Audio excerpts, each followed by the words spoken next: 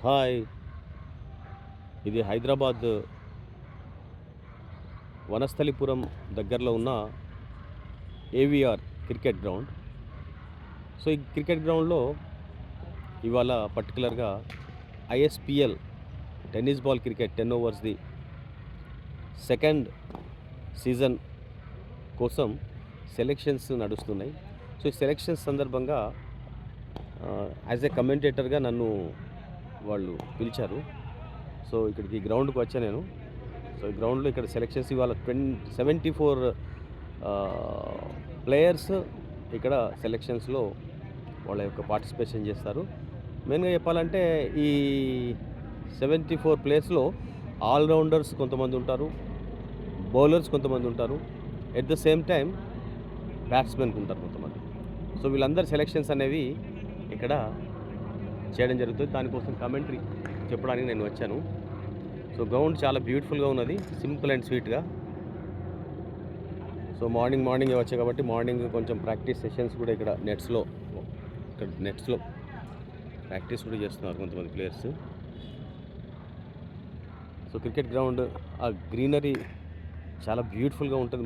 Morning వచ్చి cricket ఆడినా, catches practice చేసినా, ఈవెన్ వ్యాయామం చేసినా కూడా ఆ ఫీలింగ్ నిజంగా చెప్పాలంటే గ్రీనరీ, ఆ తర్వాత సన్ లైట్ అనేది మార్నింగ్ సూర్యరశ్మి మన మీద పడితే డి విటమిన్ చాలా బ్రహ్మాండమైన ఫీలింగ్.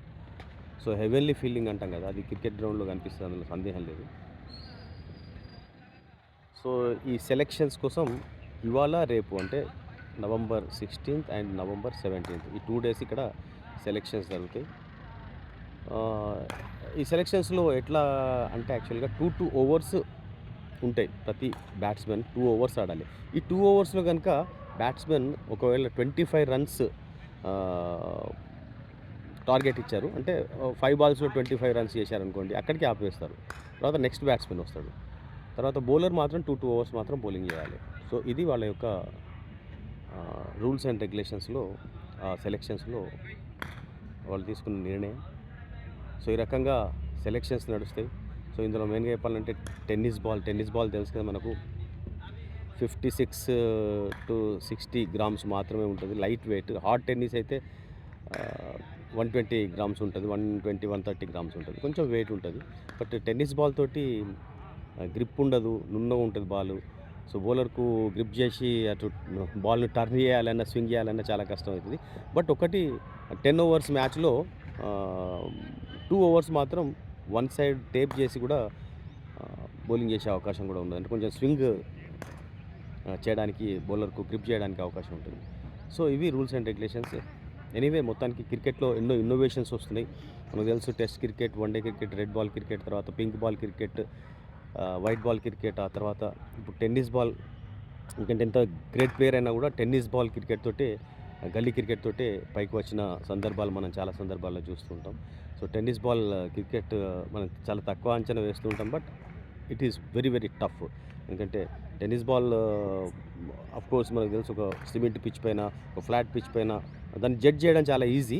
బట్ సమ్‌టైమ్స్ మనకు ఒక అన్‌ఈవెన్ ఉన్న సందర్భం గానీ, లేకుంటే బాల్ ఆగి రావడం గానీ, పర్ఫెక్ట్‌గా టైమింగ్ చేయాలంటే కూడా టెన్నిస్ బాల్ తోటి అది చాలా ప్రాక్టీస్ ఉంటేనే సాధ్యమవుతది. అందరికి కూడా సాధ్యం కాదు. సో, టెన్నిస్ బాల్ క్రికెట్ ఆడడం కూడా అది ఒక కళనే యాక్చువల్‌గా.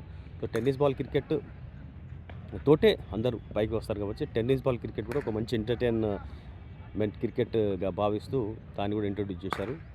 దీనికి బ్రాండ్ అంబాసిడర్‌గా మనకు తెలుసు సచిన్ టెండూల్కర్ ఉన్నాడు. మన తెలుగుకైతే రామ్ చరణ్, చిరంజీవి గారి అబ్బాయి వారున్నారు.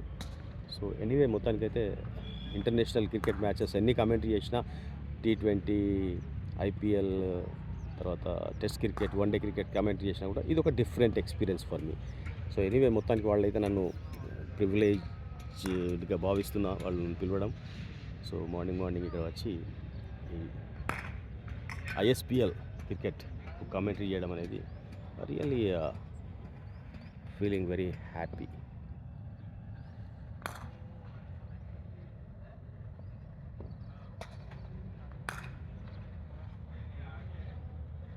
సో, ఇక్కడ బౌన్సర్స్‌ని కూడా ఉంచారక్కడ. ఈ బౌన్సర్స్ కూడా వీళ్ళంతా యాక్చువల్‌గా ఎలాంటి వాగ్వివాదాలు కాకుండా ప్లేయర్స్ డిసిప్లిన్గా వాళ్ళ యొక్క పర్ఫార్మెన్స్ కనబరచాలి. తర్వాత గ్రౌండ్లో కూడా వేరే ఎవ్వరు కూడా ఇతరులు ఎంట్రీ కాకుండా, ఎందుకంటే ఇంటర్నేషనల్ స్టాండర్డ్లో అన్ని రూల్స్ అండ్ రెగ్యులేషన్స్ బీసీసీఐ ద్వారా ఇవన్నీ కూడా పాటిస్తున్నారు కాబట్టి రియల్గానే ఏ ప్లేయర్కైనా కూడా ఇబ్బంది ఉండదు.